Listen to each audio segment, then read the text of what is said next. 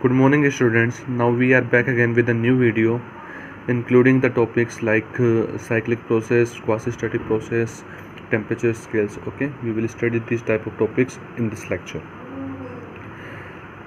Now we start from the topic that is cyclic process. Okay, definition of the cyclic process is a process is said to be cyclic in which initial state and final state are same.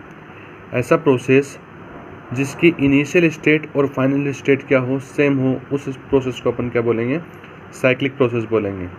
ठीक है ना. मतलब जैसे example के तौर पे समझ लो, यहाँ पर जैसे ये प्रोसेस है, पॉइंट 1 से स्टार्ट हुई, पॉइंट 2 पे गई, फिर 2 से वापस 1 पे आ गई. मतलब इसकी इनिशियल स्टेट भी 1 थी और इसकी फाइनल स्टेट भी क्या है, 1 है. तो इस प्रोसेस को अपन क्या बोलेंगे, साइक्लिक प्रोसेस बोलेंगे. ठीक है ना. नोट में देखो, minimum number of the process required to make a cyclic process are 2. ठीक है ना. किसी भी प्रोसेस को साइक्लिक प्रोसेस अगर बनाना है तो उसके लिए minimum number of the process की रिक्वायरमेंट कितनी होगी, 2 होगी. ठीक है ना. ये 2 प्रोसेस वाली साइक्लिक प्रोसेस है, ये 3 प्रोसेस वाली साइक्लिक प्रोसेस है. ठीक है ना. इसमें देखो 3 प्रोसेस मिलकर के एक साइक्लिक प्रोसेस बना रहे हैं. मतलब इसकी इनिशियल स्टेट क्या थी, 1 थी, 1 से 2 पे गया, 2 से 3 पे गया, 3 से 1 पे वापस आ गया. तो इसकी इनिशियल और फाइनल स्टेट क्या होगी, 1 होगी. 3 डिफरेंट प्रोसेस से मिलकर के बनी है, इसलिए इसको क्या बोलेंगे, साइक्लिक प्रोसेस बोलेंगे. इसका एक दूसरा नाम है जिसको लाइनर साइकिल भी बोलते हैं. ठीक है ना. ये चीज़ आपको याद रखनी है. नेक्स्ट टॉपिक है, बहुत ही इंपॉर्टेंट टॉपिक है आपका, जिसका नाम है quasi static process. Quasi static process को समझने के लिए सबसे पहले अपन एक एग्जांपल लेते हैं पिस्टन सिलेंडर अरेंजमेंट का. तो मैं आपको अलग से बताता हूँ. सपोज करो आपके पास में एक पिस्टन सिलेंडर अरेंजमेंट है. क्या है, एक पिस्टन सिलेंडर अरेंजमेंट. ये आपका सिलेंडर हो गया और ये क्या हो गया, एक पिस्टन हो गया. ठीक है ना. इस पिस्टन सिलेंडर अरेंजमेंट के अंदर, इस वॉल्यूम के अंदर सपोज करो एक गैस को फिल कर रखा आप लोगों ने. उस गैस का जो प्रेशर है वो कितना है, P1 है. इसका वॉल्यूम कितना है, V1 है. और इसका टेम्परेचर कितना है, T1 है. ठीक है ना. ये जो गैस है अभी इक्विलिब्रियम पोजीशन के अंदर है. मतलब इक्विलिब्रियम का मतलब, थर्मोडायनेमिक इक्विलिब्रियम का मतलब क्या हुआ, इस गैस के ऊपर जो टेम्परेचर है, टेम्परेचर की इक्वलिटी भी है, मतलब वो थर्मल इक्विलिब्रियम में भी है. सारे फोर्सेस यहाँ पर बैलेंस्ड हो रहे हैं. तो ये मैकेनिकल इक्विलिब्रियम में भी है और ये केमिकल कंपोजिशन इसका through out the volume same है, इसलिए ये केमिकल इक्विलिब्रियम भी है के अंदर भी है. इसलिए अपन इसको कह सकते हैं कि ये थर्मोडायनेमिक इक्विलिब्रियम के अंदर अभी ये गैस है.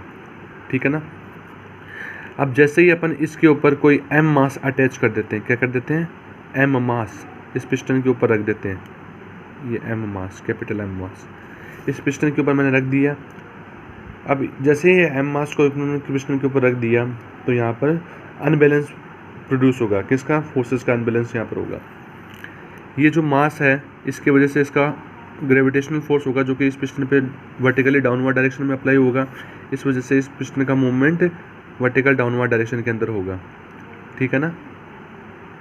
ठीक है. इसका मतलब क्या हुआ कि ये जो मास है इसके ऊपर वर्टिकल डाउनवर्ड डायरेक्शन के अंदर कुछ फोर्स लगा रहा है, जिसकी वजह से पिस्टन का मूवमेंट इधर हुआ, नीचे की तरफ हुआ. तो मतलब ये जो पहले जो गैसेस इसके ऊपर फोर्स लगा रही थी वर्टिकल अपवर्ड डायरेक्शन में, वो फोर्स कम पड़ रहा था किसके कंपैरिजन में, इस मास की वजह से लगने वाले ग्रेविटेशनल फोर्स की वजह से ना. तो यहाँ पर अनबैलेंस प्रोड्यूस हुआ किसका, फोर्स का. तो इस वजह से क्या होगा, एक पोजीशन ऐसी आएगी जहाँ पर ये पिस्टन आकर के रुक जाएगा. एक पोजीशन ऐसी जाएगी जहाँ पर पिस्टन आकर के क्या हो जाएगा, रुक जाएगा. तो वहाँ पर क्या जाएगा, ये थर्मोडायनेमिक इक्विलिब्रियम के अंदर हो जाएगा. मतलब हर तरह का बैलेंस वहाँ पर प्रोड्यूस हो जाएगा. यहाँ पर फोर्स भी बैलेंस हो चुका है, टेम्परेचर भी बैलेंस हो चुका है, और उसके साथ साथ केमिकल इक्विलिब्रियम तो पहले से था इसके अंदर. ठीक है ना. तो ये एक और इक्विलिब्रियम स्टेट अपने पास में आ गई. ठीक है ना. अब सपोज करो जब पिस्टन के ऊपर मैंने m मास को अटैच किया तो पिस्टन इस पोजीशन से इस पोजीशन पे मूव हुआ और अपने को यहाँ पर कुछ ना कुछ इनका मोशन देखने को मिला, पिस्टन का मोशन देखने को मिला. ठीक है ना. ऐसे ही अगर सपोज करो ये m मास में एक साथ अटैच ना कर करके मैं क्या करता, इसको m मास को मैं बहुत ही स्मॉल पार्टिकल्स के अंदर डिवाइड कर दूँ, बहुत ही छोटे छोटे मास के अंदर डिवाइड कर दूँ, इनफाइनाइट पार्टिकल्स के अंदर इसको डिवाइड कर दूँ m मास को. ठीक है ना. पहले मैंने m मास रख दिया तो पिस्टन की मूवमेंट कहाँ, पिस्टन की पोजीशन थी, फाइनल पोजीशन क्या थी, वो यहाँ पर आ गई।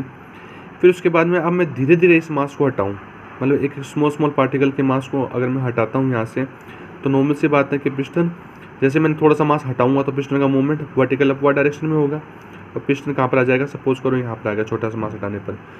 एक बार फिर मैंने थोड़ा और मास हटा दिया, एक पार्टिकल हटा दिया, तो पिस्टन का मूवमेंट और ऊपर की तरफ हो जाएगा। हाँ, अपने को दिखेगा नहीं क्योंकि बहुत ही small particle of the mass अपन हटा रहे हैं, तो उसकी वजह से पिस्टन का मूवमेंट अपने को दिखेगा नहीं, लेकिन होगा ज़रूर। ऐसे करते करते धीरे धीरे करते करते मैंने सारे का सारा मास यहाँ से क्या कर दिया, हटा दिया, और पिस्टन अपना कहाँ से कहाँ पर आ गया, इस पोजीशन से वापस से अपने ओरिजिनल पोजीशन के अंदर आ गया। ठीक है ना। तो धीरे धीरे करके मैंने मास हटाया, मास हटाने से ये पिस्टन का मूवमेंट अपने को दिखा नहीं, क्योंकि अपने बहुत छोटे छोटे पार्टिकल्स को हटाया है, यहाँ पर एक साथ नहीं हटाया। एक साथ हटाते तो ये पिस्टन मूव करता हुआ दिखता, लेकिन छोटे छोटे पार्टिकल्स के साथ में हटाया, तो अलग अलग इक्विलिब्रियम स्टेट को अपने देखने को मिली यहाँ पर। इसका अगर मैं पीवी डायग्राम के ऊपर मैं शो करने की कोशिश करूँ, सपोज करूँ ये पीवी डायग्राम, ठीक है ना, ये इसकी इनिशियल स्टेट थी और ये इसकी फाइनल स्टेट है, इनिशियल स्टेट और फाइनल स्टेट। सपोज करो ये फर्स्ट वाली स्टेज तो कब थी, जब पिस्टन के ऊपर पूरा मास अटैच था, ये वाली पोजीशन, ये फर्स्ट स्टेप थी इसकी, है ना, फर्स्ट पॉइंट को शो कर रहा है। जब पिस्टन के ऊपर पूरा मास अटैच था, उस वजह से उसकी पोजीशन थी क्या थी, वो 0.1 की पोजीशन को शो कर रहा है। अब धीरे धीरे जैसे जैसे आपने मास हटाना स्टार्ट किया, जैसे आपने स्मॉल मास को हटाया आपने, तो पिस्टन कहाँ पर आ गया, यहाँ पर आ गया, एक अलग से इक्विलिब्रियम स्टेट और आ गई यहाँ पर। फिर थोड़ा सा मास और हटाया, फिर दूसरी इक्विलिब्रियम स्टेट आ गई, फिर थोड़ा सा और मास हटाया, फिर तीसरी इक्विलिब्रियम स्टेट आ गई। ऐसे करते करते इनफाइनाइट नंबर ऑफ पार्टिकल्स आप यहाँ से उठाओगे, तो उठाते उठाते लास्ट में आप कहाँ पर पहुँच जाओगे, पॉइंट 2 पर पहुँच जाओगे, एक और इक्विलिब्रियम स्टेट पे जो कि फाइनल स्टेट को शो कर रही है आपकी, वहाँ पहुँच जाओगे। तो ये जो बहुत सारी इक्विलिब्रियम स्टेट अपने को देखने को मिली 0.1 से 0.2 पर, इन सारी इक्विलिब्रियम स्टेट को अगर अपन एक लाइन से मिला दें, तो मिलाने के बाद में जो प्रोसेस बनता है, उस प्रोसेस को अपन बोलते हैं क्वासीस्टैटिक प्रोसेस। इसका जो नेचर होगा वो बहुत ही स्लो नेचर होगा, वो इनफाइनाइट स्लो होगा इसका नेचर, ठीक है ना। तो इस प्रोसेस को अपन क्या बोलेंगे, क्वासीस्टैटिक प्रोसेस। अब देखो इसके पॉइंट्स अपन पढ़ते हैं। क्वासीस्टैटिक प्रोसेस क्या होता है, infinite slowness is the characteristics of the quasistatic process. मतलब इनफाइनाइट स्लोनेस है ना, ये क्वासीस्टैटिक प्रोसेस की क्या होती है, एक तरह की कैरेक्टरिस्टिक्स होती है, बहुत ही स्लो प्रोसेस होता है, ठीक है ना। दूसरा क्या है, it is the curve generated by joining the series of equilibrium states. बहुत सारे इक्विलिब्रियम स्टेट्स को की सीरीज़ को अगर अपन ज्वाइन कर देंगे, तो ज्वाइन करने से जो कर्व बनेगा, उस कर्व को ही अपन क्या बोलते हैं, क्वासीस्टैटिक प्रोसेस, ठीक है ना। और थर्ड पॉइंट है इसका, quasistatic process without friction is reversible. अब आपको पता ही है सबसे बड़ी चीज़ ही होती है किसी भी प्रोसेस को रिवर्सिबल बनाने के लिए, वो होती है फ्रिक्शन। अगर क्वासीस्टैटिक प्रोसेस में अगर अपन किसी भी तरह का फ्रिक्शन इंक्लूड नहीं करें, अगर माने सपोज करें फ्रिक्शन ना वहाँ पर ना हो, तो वो क्वासीस्टैटिक प्रोसेस विदाउट फ्रिक्शन कैसा प्रोसेस होगा, रिवर्सिबल प्रोसेस होगा, ठीक है ना। ये था क्वासीस्टैटिक प्रोसेस के बारे में। उसके बाद में अपन नेक्स्ट टॉपिक पर बढ़ते हैं, जिसका नाम है थर्मोडायनेमिक टेम्परेचर मेजरमेंट स्केल, ठीक है ना। टेम्परेचर मेजरमेंट स्केल, दो तरह की स्केल अपन यहाँ पर पढ़ेंगे। पहली है उसका जो केस फर्स्ट है, वो है मेथड यूज्ड बिफोर 1954। तो 1954 से पहले जो टेम्परेचर को मेजरमेंट करने के लिए जो स्केल यूज़ में लेते थे वो कौन सी थी, और 1954 के बाद में अपन जो टेम्परेचर को मेजरमेंट करने के लिए जो स्केल यूज़ में लेंगे वो कौन सी रहेगी, ठीक है ना। तो सबसे पहले अपन केस फर्स्ट पढ़ते हैं, जिसका नाम है मेथड यूज्ड बिफोर 1954, ठीक है ना। इस मेथड के अंदर अपन क्या करते थे, दो रेफरेंस पॉइंट लेकर के चलते थे, जिनका नाम है, एक तो आइस पॉइंट होता था और एक होता था स्टीम पॉइंट। आइस पॉइंट अपन जनरली कंसिडर करते थे 0 डिग्री सेंटीग्रेड को, और स्टीम पॉइंट अपन कंसिडर करते थे 100 डिग्री सेंटीग्रेड को, ठीक है ना। देखो इसमें लिखा हुआ है, in this 2 reference temperature are taken, that is ice point and steam point, ठीक है ना। अब उसके बाद में आपको पता है कि जो टेम्परेचर होता है, अगर अपन थर्मामीटर के अंदर अगर अपन टेम्परेचर को मेजरमेंट करते हैं, तो जैसे जैसे थर्मामीटर के अंदर उस मरकरी की डिस्टेंस बढ़ती है, मरकरी की लेंथ बढ़ती है, डिस्टेंस बढ़ती है, वैसे वैसे टेम्परेचर बढ़ता है। इसका मतलब क्या हुआ कि जो टेम्परेचर है वो डिस्टेंस के क्या है, डायरेक्टली प्रोपोर्शनल है ना। उनके बीच में जो रिलेशन है वो किसका रिलेशन है, एक तरह से स्ट्रेट लाइन का रिलेशन है कि जैसे जैसे टेम्परेचर बढ़ेगा वैसे जैसे जैसे डिस्टेंस बढ़ेगी वैसे वैसे टेम्परेचर भी बढ़ता है। तो यहाँ पर मैंने उनका लीनियर रिलेशन को शो करने के लिए एक मैंने यहाँ पर लाइन की इक्वेशन लिख दी, टेम्परेचर और डिस्टेंस के बीच में वो क्या है, T=AX + B। ठीक है ना। टेम्परेचर किसके साथ बढ़ रहा है, किसके प्रोपोर्शनली बढ़ रहा है, इस डिस्टेंस के प्रोपोर्शनली बढ़ रहा है। और यहाँ पर A और B क्या है, कांस्टेंट है। ठीक है ना। अब इस इक्वेशन के अंदर मैं वो आइस पॉइंट और स्टीम पॉइंट की वैल्यू अगर यहाँ पर अप्लाई करूँ तो क्या होगा, देखो T मैंने T आइस रख दिया और T आइस की वैल्यू मैं क्या मान के चल रहा हूँ, 0 डिग्री सेंटीग्रेड मान के चल रहा हूँ। तो x जैसे यहाँ पर आप 0 डिग्री सेंटीग्रेड पुट करोगे तो इक्वेशन क्या बन जाएगी आपकी, A × xi क्या बन जाएगी, A × xi + B = 0, क्योंकि यहाँ पर x भी क्या हो जाएगा, xi के बराबर हो जाएगा ना। T = T आइस पे T आइस की वैल्यू 0 डिग्री सेंटीग्रेड है तो x बिकम्स xi। ऐसे आप स्टीम पॉइंट वाली वैल्यू यहाँ पर रखोगे तो T = Ts पे Ts की वैल्यू कितनी हो जाएगी, 100 डिग्री सेंटीग्रेड हो जाएगी और x क्या बन जाएगा आपका, xs बन जाएगा। मतलब इस वाली कंडीशन में जब टेम्परेचर 0 डिग्री सेंटीग्रेड होगा तब आपका जो मरकरी है उस पर्टिकुलर डिवाइस के अंदर वो आइस पॉइंट के डिस्टेंस पे रहेगा।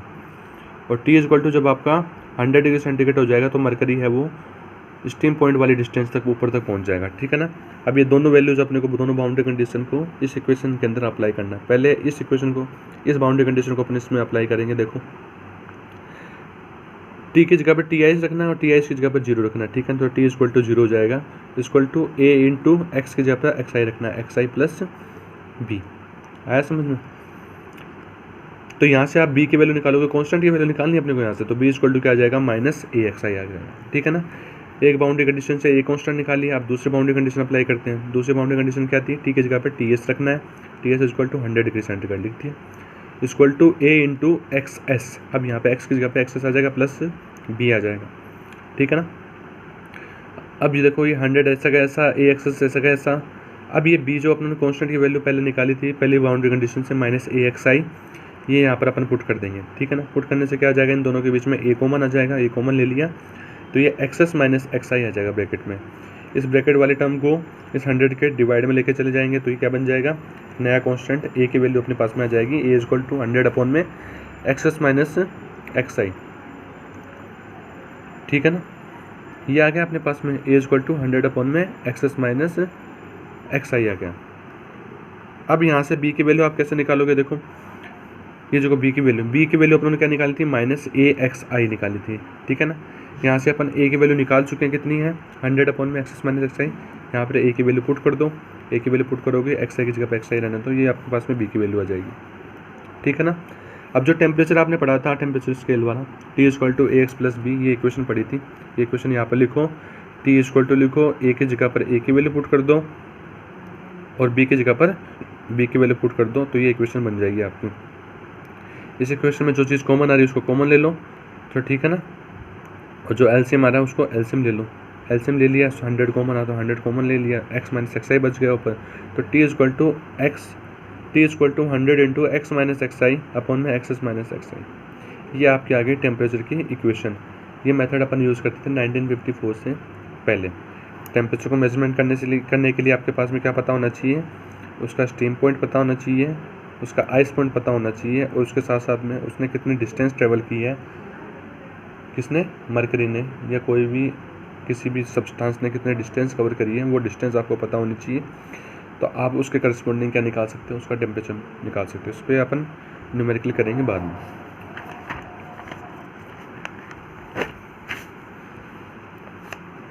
नेक्स्ट टॉपिक है अपना case second, method used after 1954। 1954 से पहले क्या मेथड अडोप्ट करते थे वो अपने देख लिया। अब 1954 के बाद में कौन सा मेथड अपन अडोप्ट करें वो अपने को देखना है। जैसे 1954 से पहले जो मेथड अपन यूज़ में ले रहे थे उसमें अपन रेफरेंस पॉइंट 2 लेकर के चल रहे थे, एक था आइस पॉइंट और एक था steam point.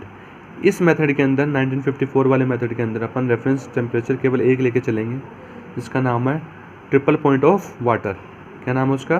Triple point of water. अब ये ट्रिपल पॉइंट ऑफ वाटर होता क्या है वो देखो यहाँ पर, उसके डेफिनेशन देखो। द ट्रिपल पॉइंट क्या होता है? The temperature and pressure at which the solid, liquid and vapour, ये तीनों के तीनों phases of a pure substance can को एग्जिस्ट इन इक्विलिब्रियम। मतलब ट्रिपल पॉइंट वो पॉइंट होता है जिसके ऊपर कोई भी प्योर सब्सटेंस है वो अपने तीनों फेज के अंदर एक साथ को एग्जिस्ट करेगा इक्विलिब्रियम कंडीशन के अंदर। मतलब ऐसा टेम्परेचर या ऐसा प्रेशर जिस पॉइंट के ऊपर, जिस टेम्परेचर जिस प्रेशर के ऊपर कोई भी प्योर सब्सटेंस है वो अपने तीनों फेज में एक साथ एग्जिस्ट करेगा इक्विलिब्रियम कंडीशन के अंदर, उस पॉइंट को अपन क्या बोलेंगे? ट्रिपल पॉइंट बोलते हैं ना। और आगे अपन इसको डिटेल में पढ़ेंगे यूनिट नंबर 3 में, ये इसी के ऊपर बेस्ड है, तो वहाँ पर डिटेल में और देख लेंगे। एक बार आपको बस इतना ही समझना था, ठीक है ना। तो यहाँ पर अपन रेफरेंस पॉइंट क्या लेके चलेंगे? ट्रिपल पॉइंट लेके चलेंगे। तो यहाँ से अपन टेम्परेचर का मेजरमेंट करेंगे आइडियल गैस इक्वेशन से, जो है PV = mRT। क्या है? PV = mRT ideal gas equation होगी। यहाँ पर जो अपन थर्मोमीटर लेने वाले हैं वो कौन सा थर्मोमीटर है? कांस्टेंट वॉल्यूम वाला गैस थर्मोमीटर लेने वाले हैं ना। ऐसा थर्मोमीटर जिसका वॉल्यूम क्या हो? कांस्टेंट हो, ठीक है ना। तो वॉल्यूम यहाँ पर कांस्टेंट हो गया, तो यहाँ पर P = क्या जाएगा? V को इसके नीचे लिया हो mR/V × T हो गया, ठीक है ना। ये तीनों की तीनों चीज़ें क्या है? कांस्टेंट है। यहाँ पर मास कांस्टेंट है, ये गैस कांस्टेंट पहले था और V को अपने कांस्टेंट बना दिया, तो ये तीनों मिलकर के एक अलग से कांस्टेंट को शो करेंगे। तो इससे अपने को क्या देखने को मिल रहा है? Pressure is directly proportional to the temperature, ठीक है ना। या फिर बोल सकते हैं अपन temperature is directly proportional to the pressure, T is directly proportional to the pressure, ये भी बोल सकते हैं अपन इसको ना।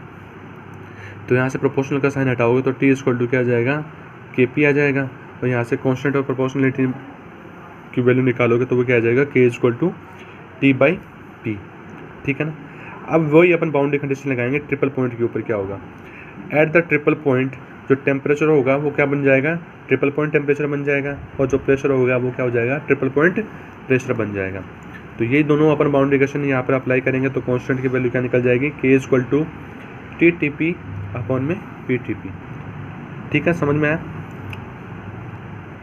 अब ये K की वैल्यू अपन कहाँ पर पुट कर देंगे? इस इक्वेशन के अंदर पुट कर देंगे, इक्वेशन नंबर 1 के अंदर, ठीक है ना। तो T की वैल्यू क्या आ जाएगी अपने पास में? T = K की वैल्यू क्या थी? ये वाली थी, TTP/PTP × P, ये इक्वेशन आ गई। फिर उसके बाद में अपन T = क्या जाएगा? यहाँ पे ऊपर था TTP था ना, TTP मतलब ट्रिपल पॉइंट का टेम्परेचर, ट्रिपल पॉइंट टेम्परेचर, और ट्रिपल पॉइंट टेम्परेचर की वैल्यू कितनी होती है? 273.16 केल्विन। कितनी होती है ये आपको याद रखनी है? 273.16 केल्विन, ठीक है ना, ये इतनी होती है। और P ऊपर था ही और अपन में PTP, ये इक्वेशन अपने को ध्यान में रखनी है, ठीक है ना। तो यहाँ से भी अपन टेम्परेचर को फाइंड आउट कर सकते हैं। अगर आपको पर्टिकुलर प्रेशर पता हो, ट्रिपल पॉइंट प्रेशर पता हो, तो इसकी हेल्प से आप टेम्परेचर की वैल्यू फाइंड आउट कर सकते हैं। आया समझ में? तो ये दो मेथड थे। एक तो मेथड था 1954 से पहले अपन कौन सा मेथड अडॉप्ट करते थे टेम्परेचर को मेजरमेंट करने के लिए, और दूसरा मेथड है 1954 के बाद में अपन कौन सा मेजरमेंट, टेम्परेचर को मेजरमेंट करने के लिए अपन कौन सा मेथड यूज़ में लेते थे, वो वाला ये, ठीक है ना। उसके बाद में कुछ एक नोटेशन है जो कि आपको पता होनी चाहिए। जैसे इस पूरे थर्मोडायनेमिक्स के अंदर जहाँ पर भी मैं स्मॉल t लिखूँगा तो मतलब वो क्या टेम्परेचर है? डिग्री सेंटीग्रेड के अंदर वो टेम्परेचर होगा जहाँ पर भी स्मॉल t लिखूँगा। और इस पूरी थर्मोडायनेमिक्स में जहाँ पर भी मैं कैपिटल T लिख रहा हूँ मतलब वो टेम्परेचर किसके अंदर है? केल्विन के अंदर है, ठीक है ना। फिर डिग्री सेंटीग्रेड को केल्विन में कन्वर्ट करना आपको पता ही है कितना होता है? 0 डिग्री सेंटीग्रेड = होता है, ये डाटा आपको याद रखने है, 273.15 केल्विन। कितना होता है? 273.15 केल्विन। अगर वही अपन ट्रिपल पॉइंट टेम्परेचर अगर अपन निकालें किसका? वाटर का, H2O का, वो कितने किसके बराबर होता है? जो मैंने ऊपर लिखा था देखो, 273.16 केल्विन। यहाँ पर 15 था, यहाँ पर 16 था, कंफ्यूज मत हो जाना, ध्यान से देखना। 273.16 केल्विन, और इसको अपन अगर डिग्री सेंटीग्रेड के अंदर कन्वर्ट करेंगे तो वो आ जाएगा 0.01 डिग्री सेंटीग्रेड। ऐसे ट्रिपल पॉइंट प्रेशर है, उसकी वैल्यू कितनी होगी?